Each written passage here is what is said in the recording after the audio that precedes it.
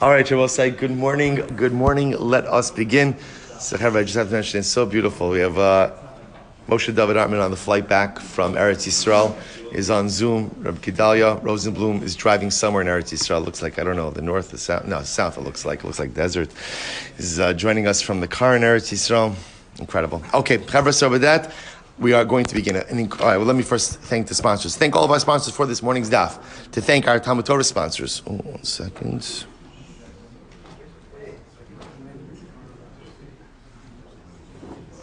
To thank our TALMUD TORAH sponsors for the month of Shvat. Mrs. Bracha Strimber for dedicating all Shlomo Joshua this month in memory of her husband, Avraham ben Kalman, Eliezer, HaLevi, Bracha. Ayal Sara Steinberg for dedicating the Shurim this month in the zechus refuah sheleimah for Shulamis bas Susha. To thank our Daf Yomi sponsors for today, Baruch Fishel Sonia Kozlovsky and family in commemoration of the 9th yahrzeit of Baruch Fishel's mother, Mrs. Rose Kozlovsky, Rochel bas Leib Fishel Bracha. We hope that on the merit of our TALMUD TORAH, all of the neshama will have an aliyah, the families of a neshama, and those who require a refuah should have one together with Kol Yisrael. I will say with that, let us begin. I totally forgot to do a dramatic job building up today's daf, as it is overwhelmingly fantastic, incredible, and beautiful. But Amir Hashem, right, I'll make up for it. In the daf itself. So we'll say, let's begin. Today's daf is Chaf Gimel 23, and we are picking up Amir Hashem at the 2 dots on Chaf Beis Amud Beis 22b at the 2 dots. Harini Nazir va'at va'amra amen. Mishnah said, Rochel, right? Rochel's married to Ruvain. Rochel says, I am a Nazir. Sorry. Ruvain says, I am a Nazir. Sorry. Too much going on here. Okay.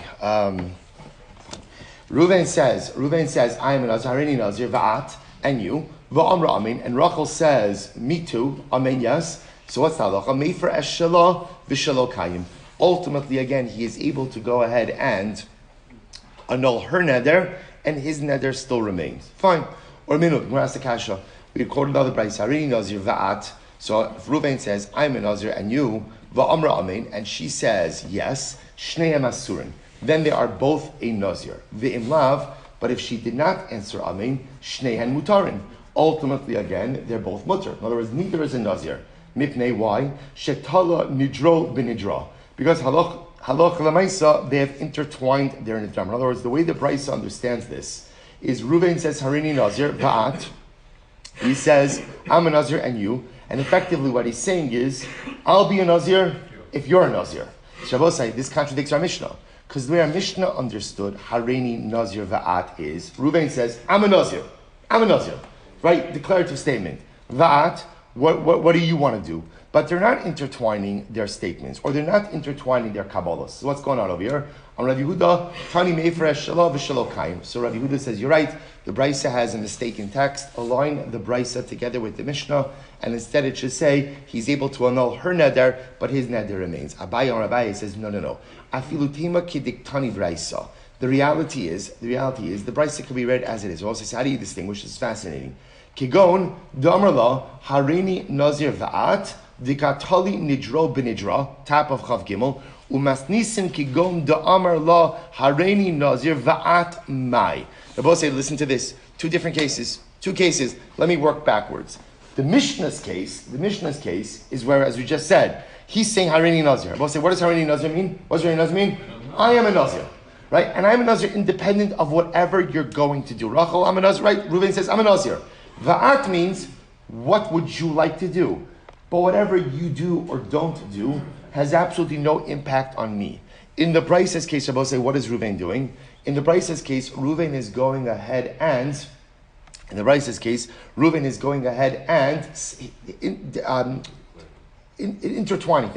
intertwining his neder with hers. He's saying, Harini Nazir va'at. I'll be a Nazir if you're a Nazir. And that's why the Brisa says, if halacha l'maisa, she accepts, then they are both Nazirim. If she doesn't accept, then they're not Nazirim. So 2 different cases. Mishum hachi, therefore, again, therefore, in the Mishnah's case, so therefore we understand in the Brisa, if she accepts, he can't annul anyone's neder. Why? Because their nedarim are intertwined. In the Mishnah's case, where their nedarim are not intertwined, he has the ability to be made for her neder, but of course he doesn't have the ability to be made for his own. Beautiful. So we'll say the sugi ends off with just two last cases. Incredible. Mishnah. Ha'isha shenadra b'nazir v'haisa shosi b'yayin. We'll say very interesting. We've actually seen all of this quoted before. A woman took a neder naziros. So Rochel, keep with Rochel and Ruvain. Rochel went ahead and became a nazira. And what happened? And she's drinking wine and becoming tamil mesim. So what's the halacha? She gets malchus. Why does she get malchus? Because she's violating her neder naziros. Okay, no chiddush in that. Now watch this. Hefer la baila v'hilo yada shehefer la. Shehefer la baila. We'll say what happens in the following case. Let's just play this out. Rochel becomes a nazira on a Wednesday. Harini nazira on a Wednesday. What happens? Come Friday, Reuven hears about the neder. Now, is Reuven allowed to be made for the neder 2 days later? Yes. Yeah, assuming that what? Yes. Right. So again, remember, B'yom Sham'o means this is the first day he ever heard about the neder. So on Friday, he's made for the neder. Actually, let's make it easier. On Thursday, he's made for the neder. She makes the neder on Wednesday. On Thursday, he's made for the neder. Meanwhile, Rabbi will say, what is she doing? Comes Thursday. So he's made for the neder Thursday morning. Thursday, she goes wild. She's drinking wine, going to levayas, right, like nobody's business. And what happens? So, meanwhile, I will say, is she in violation of anything? No. Why? Because Reuben has already been made for the neder. But here's what's interesting. Rochel doesn't know. So as far as Rochel's concerned, what is Rochel doing? She is violating the terms of her neder naziros. But in actuality, she's not, because her husband was made for it. So what's the halacha? She doesn't get malchus. So we'll say, really no chiddush there. Why doesn't she get malchus? Why doesn't she get malchus? She didn't do anything. In other words, I want to be clear. She thinks she's doing something, right? She has no idea that Reuven was already made for the neder. But in actuality, she did nothing because halacha l'maisa, her husband already annulled the neder. Therefore, no malchus. So I will say, so just want to be clear. Case number one, these are seemingly two very straightforward cases. Case number one, Rochel became a nazira. She goes out on Wednesday, and Wednesday she goes out and she drinks wine and goes to levayas. What's the halacha? She gets malchus. Straightforward case. Case two, she becomes a nazira on Wednesday. Reuven is made for it on Thursday. She doesn't know that Reuven annulled the neder on Thursday. On Thursday afternoon, he does it on Thursday morning. Thursday afternoon, she drinks wine and goes to levayas. What's the halacha? She doesn't get malchus. I will say now watch this. Rabbi Huda says, "Im eno safek es asar boim tispog makas mardus." I will say this is incredible. Rabbi Huda says, well, 1 second. Even though she's not going to get malchus for violation of her neder nazirus, she will get makas mardus. So we'll say, what's makas mardus? Rabbinic lashes. The rabbis, the Chazal, have the ability to impose malchus on someone who may not be in technical legal violation of the law, but who is clearly flouting the legal system. Right? That's makas mardus. In other words, okay, are you technically doing anything wrong? No. Technically, you've done nothing wrong. But are you behaving appropriately? Absolutely not. So if Rabbi Huda says, in this case over here, Rochel is true on Thursday, when she goes to levayas, when she drinks wine, is she doing anything legally wrong? Is she doing anything legally wrong? What's the answer? Anything legally wrong? No, not at all. But is this appropriate behavior? No, because she thinks that she's violating her neder nazirus. So Rabbi Huda says she gets makas mardus. Suppose I take a quick look at Rashi. Rabbi Huda Omer tispog makas mardus imlon is chayvu b'malkas min HaTorah, because she's not going to be chayeves malkas min HaTorah. Right? There's no biblical obligation because remember her husband was made for the neder nazirus. Nevertheless, teiloke makas midrabanon kedei lo hochicha shelo tehei mezida. We'll say, in other words, Rabbi Huda feels there has to be some repercussion for her flagrant behavior. Because if there's not some type of response to this type of flagrance, then at the end of the day, what keeps a person from actively violating this system? So if Rabbi Yehuda holds that there should be makas mardus in such a situation like this. Beautiful. That's the Mishnah. So we'll say, let's analyze this. So we'll say, we're introduced over here to a really fascinating idea that sometimes, even when you have not technically violated something, there could still be at least rabbinic liability for non-technical violation. And you understand it, right? You understand this case because at the end of the day, I will say, has Rochel done something wrong? No. So let's analyze this for just a moment. So technically, she has not done something wrong. Technically, she hasn't done something wrong, right? Again, she has not violated the Neder Nazir. She has not done, in other words, again, what Avera Rochel be violated? Has Rochel violated any Avera? No, absolutely not. And you can't argue any other way. She hasn't. But has she done something wrong? Yes. Because as far as she knew, she was wantonly violating a Neder Nazirus. The fact that technically it turned out that she did nothing wrong doesn't change the fact that on a personalistic, spiritual level, this was not the right activity to engage in. I will say, now, the fact that there's liability for activity like that is a pretty interesting chiddush. So let's analyze. So let's analyze this. Isha fe'ram Hashem yislach la. So the Torah over here, when speaking about the ability for a husband to annul the wife's neder. So what does the pasuk say? Her husband was mefer the neder. Her husband annulled the neder. V'Hashem yislach la. And Hashem will forgive her. But we'll say, well, the pasuk doesn't make sense. Why doesn't the pasuk make sense? If the husband annulled the neder, then what is divine forgiveness for? To which the Gemara says, "Be'isha shehefer la baila v'hi lo yada kasav medaber." Watch this, I will say, because ultimately, again, we're talking about a situation where a woman made a neder, she violated the neder. But before she violated the neder, her husband had in fact annulled the neder. So in reality, when she violated, she wasn't really violating anything because the neder was already annulled. And yet, ultimately, again, shehi tzricha kapara uslicha, that she still requires atonement and forgiveness.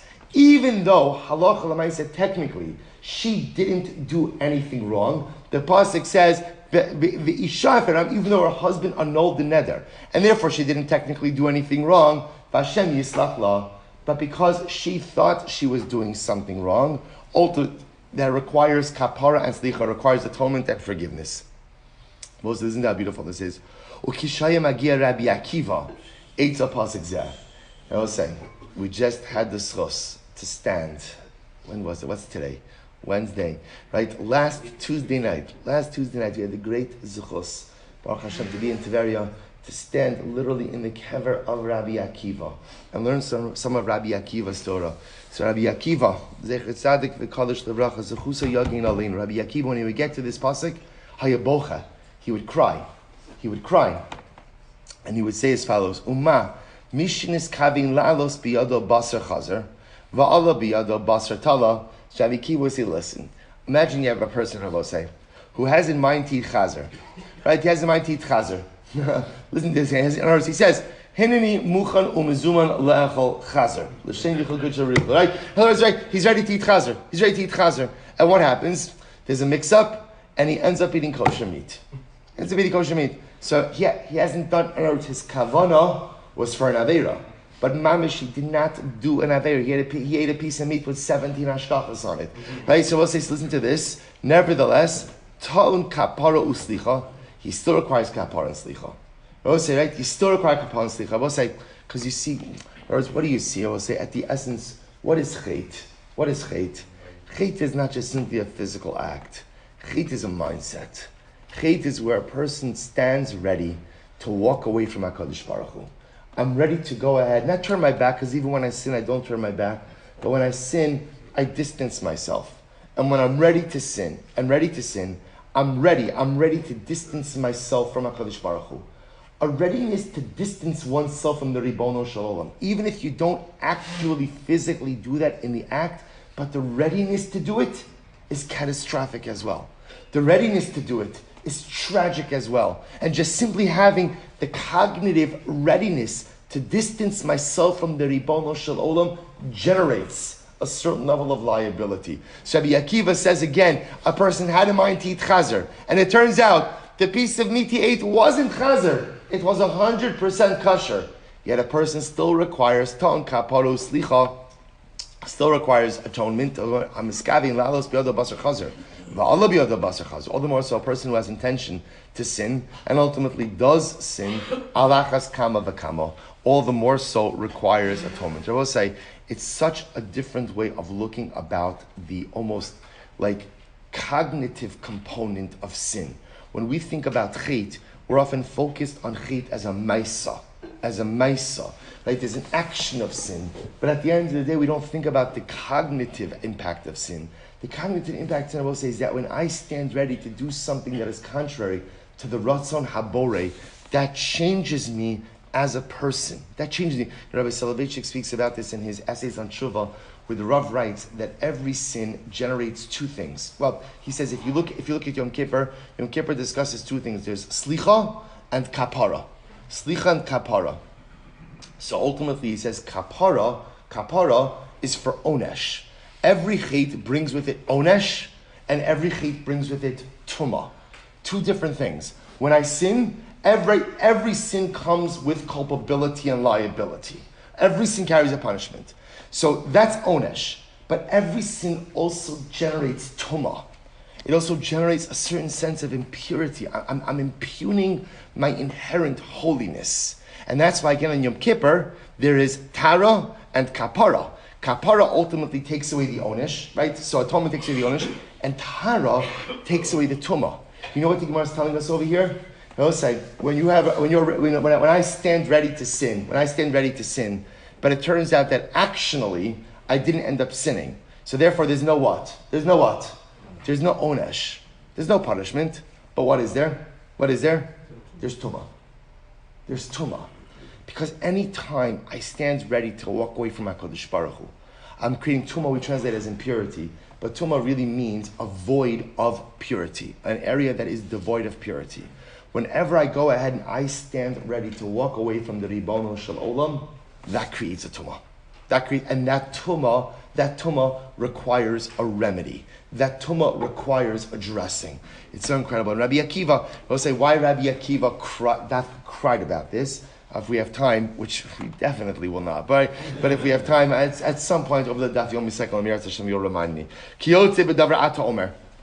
The pasuk says, Rabbi say, this is by Asham Talui. Remember again, the case of an Asham Talui is a person does something and he's unsure whether or not his act generated liability. So you bring an Asham Talui. He didn't know that he was culpable and he will bear his sin. So the Gemara says, person will say, so now these are all different nuanced cases, all highlighting the same theme.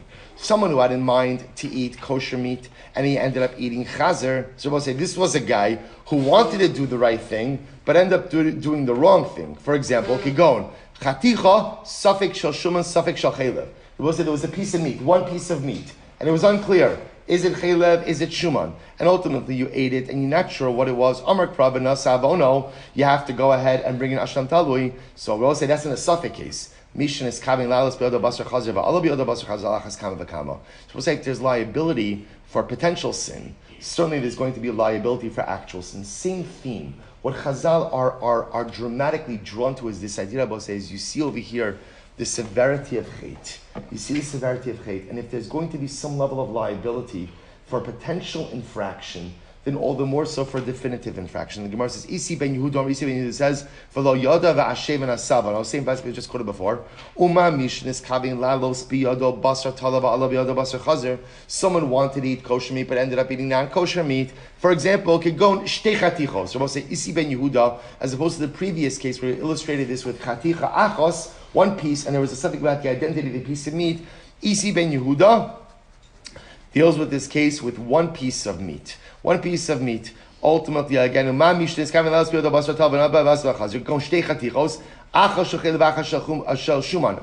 Before, and there was one piece of meat. Isi ben Yehuda deals with the case of two pieces of meat. One is kosher, one is not kosher, and you don't know which one you ate. You still bear liability. Someone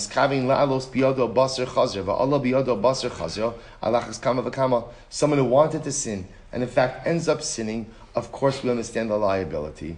Al davar zeh yidvu hadavim.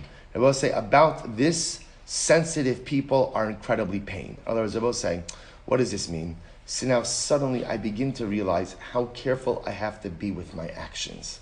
That even, I will say, it's not just about technical behaviors. It's about going through life with the right kavanas and the right mindsets as well. And I will say, we know this, right? This really, I said this story over to someone, just very, very quickly. I had this situation. This was a couple of years ago. It was actually at Kiddush, and I was holding a glass of wine. And it was right after Kiddush. I was holding a glass of wine, and someone walked right into me. I told this story to someone. Someone walked right into me, and the wine spilled on me. And the person said, "Not my fault. Not my fault. Not my fault." I was like, okay, not my fault. Not my fault. And it was fascinating. First of all, he was an attorney. Okay, that's a separate, right? Which is the thing. No, but I think it does happen. Whatever. But I would say, but what was fascinating? I was like, okay, and if it was your fault, it's okay also. It's okay also. In other words, that's okay. So I was like, and I realized, like, what is this guy walking around like?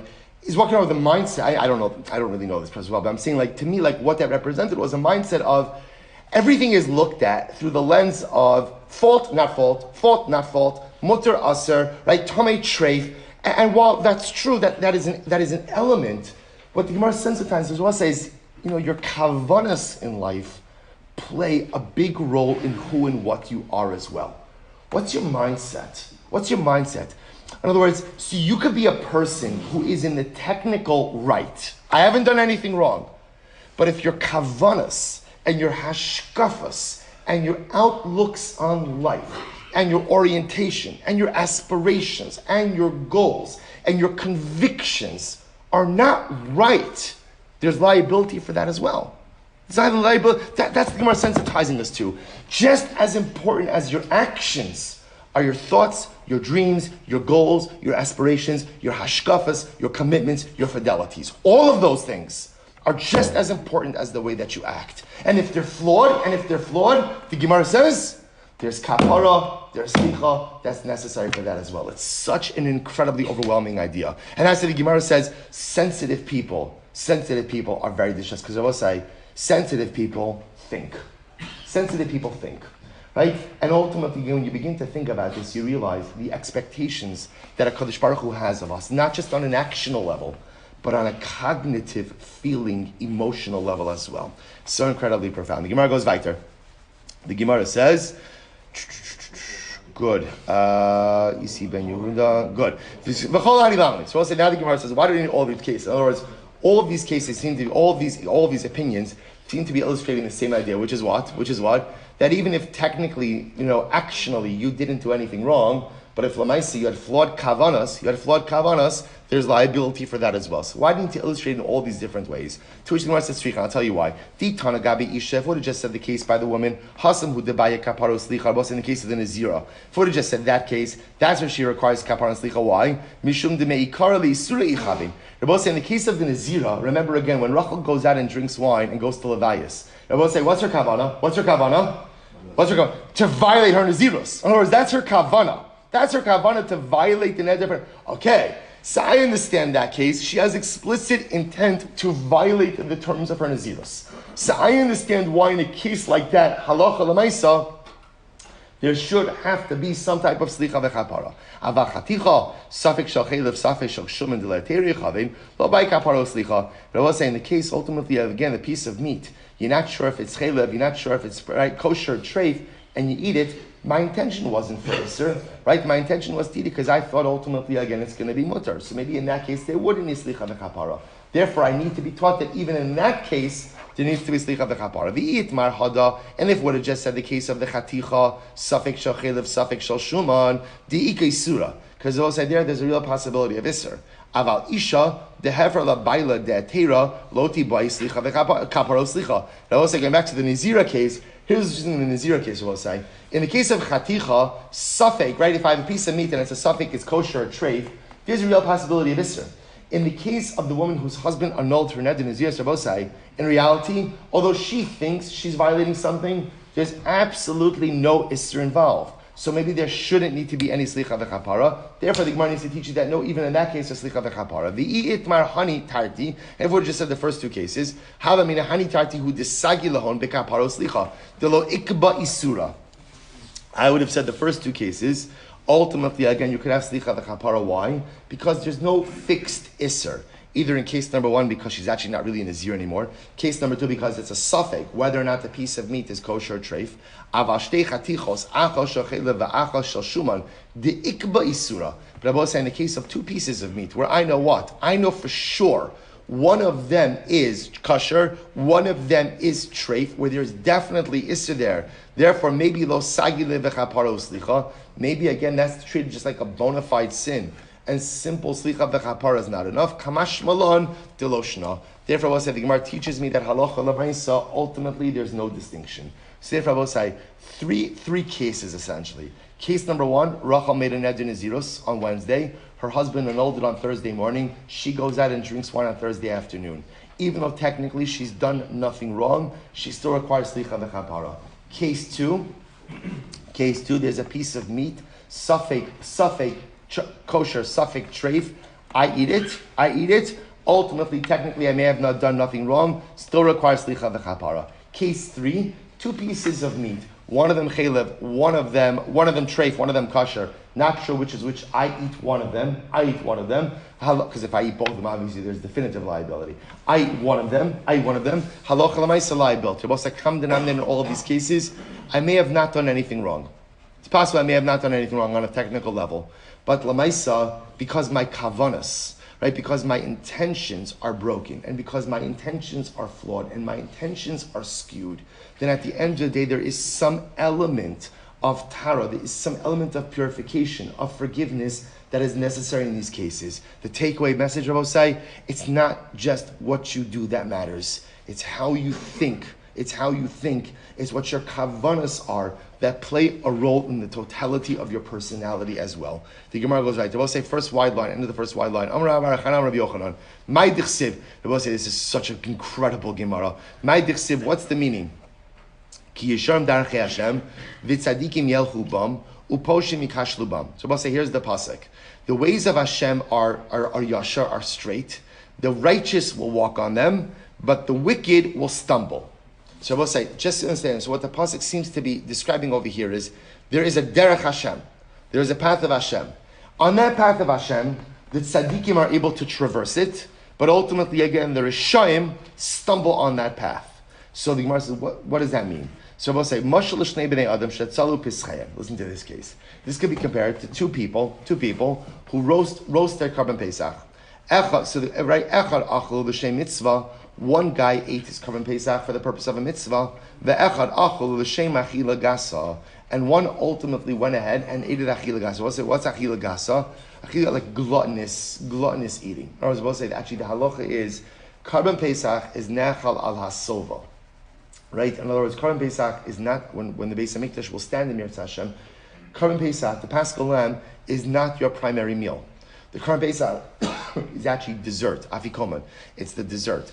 But the idea is you have to pace yourself over the course of the meal, that when, kind of like afikoman as well, that when you get to the Karban Pesach, you're not like, oh God, right? You know that feeling, right? That's like afikoman, right? Afikoman, right? Somebody brings out, you're like your kids, it's okay, don't find it, it's fine, right? We're good over here, right? So I'll say, so the Maisa again, so the Gemara says, what can it be compared to?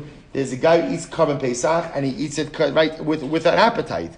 That's a mitzvah. There's another guy who eats achila gasa, gluttonous consumption, and that's an aveira.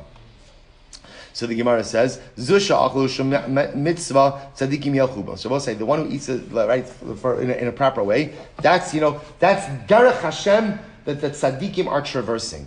And the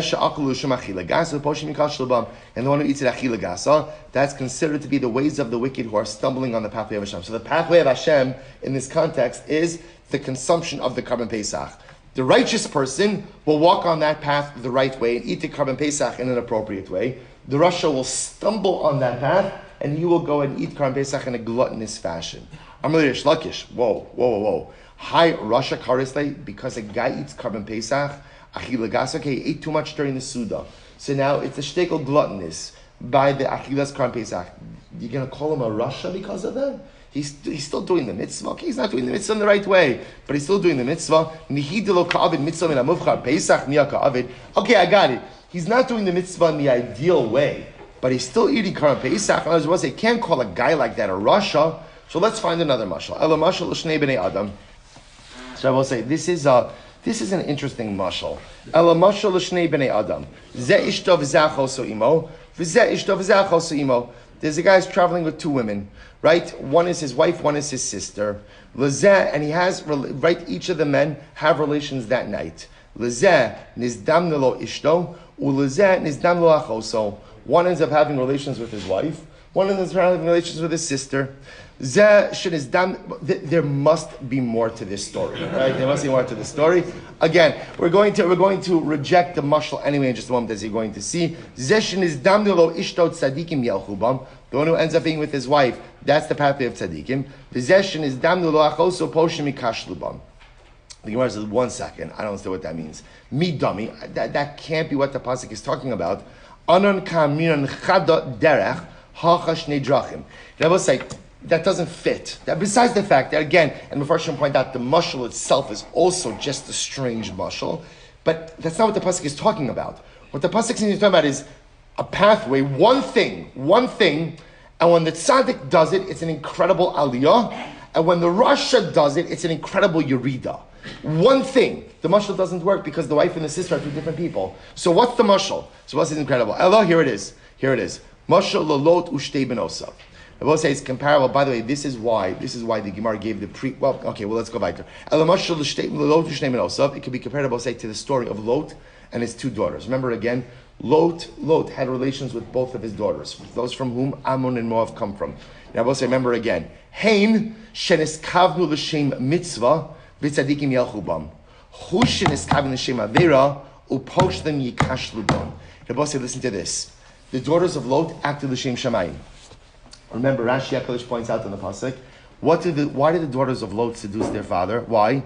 They thought the world ended. They didn't realize it was just Sodom and Amorah, the 5 cities that were destroyed. They thought the entire world was destroyed, and they thought they were the last 2 women, and their father was the last man on this world. So they thought, in order to recreate the human race, they had to do what they had to do. They had a kavanah l'shem shamayim. Lot, on the other hand, what was Lot's kavanah? Lot's kavanah was just for immorality. Lot's kavanah was just for immorality. Shabbos saying, here you see something amazing. It's the same act. Yet the daughters of Lot had a kavanah l'shem shamayim, and Lot himself has a kavanah for immorality. Same act, same derech. Yet for the daughters, it's kiviyachol avodas Hashem. For Lot, one of the worst averos possibly imaginable. Same act. I will say, by the way, now you begin to see the connection between this Gemara and the previous sugya. I will say, what did we learn in the previous sugya? What did we learn? Kavanah matters. And I will say, by the way, not just in davening. I don't really think about kavanah, think about davening. Not just in life. What are your kavanas? You know what the etymology of kavanah? We translate kavanah ultimately again as concentration. But what is kavanah really? Kavanah is kivun, a direction. Where are you going in life? What are you doing? What am I trying to accomplish? Who am I trying to be? That's what kavanah is. So again, going back to the previous sugya, when I have intention to commit an aveira, wrong kivun. It's wrong direction. I'm going the wrong way in life. Kavanah, kivun, direction, goals, aspirations matter. And now this is the natural progression. That's why you could have the same act. And for one person, it's avodas Hashem, and for another person, it is the worst avera possibly imaginable. To which the Gemara says, maybe Lot also had good intentions. How do you know that Lot had intentions for immorality? Right? Maybe Lot also had kavanah l'shem shamayim. The Gemara says, Rabbi Yochanan kol hapasuk hazal shem averim. So what the Gemara says is the entire pasuk, which is Vayisa. So we'll say the pasuk is Vayisa Lot es einov vayar al kikar hayardi kula mashke. So we're going to see that every time, many times when the Torah discusses Lot and his actions, the same words are used in the context of immorality. So for example, the pasuk says, Vayisa Lot vatisa eshes adona v'senel. So same lashon, Lot lifted his eyes. Same lashon by Eshes Potiphar when she tried to seduce Yosef. Ki hi yeshara be'enai vayar osa Shem. Lot saw, right? Shem saw before he took and abused Dinah. Es kol hakikar hayarden ki ba'ad isha zona ad kikar lechem ki kula mashke. So also the point over here is that the pasuk by Lot, when he chose to move to stone, the wording that the Torah uses are all words that are found in the context of immorality, which tells us, or we'll say, why did Lot move to stone? Why did Lot move to stone? Why? Because he wanted to be in a place of incredible immorality. I will say, and the immorality of Lot is seen. By the way, the immorality of Lot is already seen before this episode with his two daughters, right? Where is the true immorality of Lot seen? Remember again when he's harboring the guests, the malachim, in stone, and they want to bang down the door. They want the guests. Remember again, Lot in this like ridiculously skewed act of hospitality and piety. What does he do? He offers his two unmarried daughters to this mob, to this mob. Right? In other words, not knowing what ultimately, again, well, knowing full well what's going to happen to his daughters if he goes and gives. But yet again, that's so Lot already was steeped in immorality even before the episode with his daughters. So this Vidilma hunam l'shum mitzvah, but maybe Lot still had kavanah for a mitzvah. I'm sorry. So good. So says v'ha menes onis. But 1 second, Lot was an ones. I will say Lot was drunk. Lot was drunk, right? And he was so drunk. Remember again, there's a concept of shechruso shel Lot, which is, right, getting Lot drunk. What does it mean? And this is important, right? Because it comes up by Hilchos Purim, that the post can bring down that even though one is supposed to become inebriated on Purim, one has to avoid shechruso shel Lot. What's Lot drunk? Lot drunk is when you literally don't know the difference between right and wrong. See, he was in ones, same circumstances. So the Gemara's term Rabbi Yossi. Rabbi Nakud al vav uvikuma shabechira. I will say, why is there a dot on top of the vikuma? Right after Lot slept with his oldest daughter, it says ubikuma when she got up. Why is there a dot there? Lomar shebishachva lo yada aval bikuma yada. Lot did not realize what was going on when he had relations with his oldest daughter the first night, but in the morning when he got up, he realized what happened. And therefore, what should he have done? Suppose listen to this. The Gemara says, okay, but what happened? What do you want from him? So fine, he recognized what happened. He recognized what happened when she got up, but it already occurred. You can't, my dahava. Rabbi say, what a mantra for life. My dahava, what happened. You can't do anything about it. The Gemara says, you're right. Nafkamina de lipanya achrina lo yiboyle mishte chamra. You're right. What happened. But Lot, what should you have done? The next night, when your daughters offer you wine, you know what you say? No, thank you. I will say, by the way, what a profound statement in the Gemara. So I will say, sometimes in life, we commit terrible things, right? I make terrible mistakes. And I look at my mistakes and I say, what am I supposed to do? How do I live with this? I will say, the Gemara Chazal give us the answer. You know what you do when you see terrible mistakes that you've done? What do you know what you do? My dahava. What was. Sometimes I will say, in order to build the future, you have to close the door on the past. And you have to, and again, it doesn't mean you don't do tshuva, and it doesn't mean, but sometimes a person just has to say, my dahava hava. What was. The past is the past. I'm closing the door on that. That was. I can't do anything about it. I can't change it. Close the door. But what should I do? I need to focus on my future. My dahava hava, what was. The past is closed out, but now I have an unwritten present and future in front of me. That's where my efforts are going to go. The most profoundly cathartic way a person could think. My hava, let's move forward. The Gemara goes back to Dash Rava, my Siv. Ach nifsha mekeriasos. We'll say it's actually beautiful. So what's the meaning of this pasuk? This is a pasuk from Mishlei. Ach nifsha mekeriasos umidyanim kebriach armon. What's the meaning of this pasuk? I will say, here we go. Ach nifsha mekeriasos.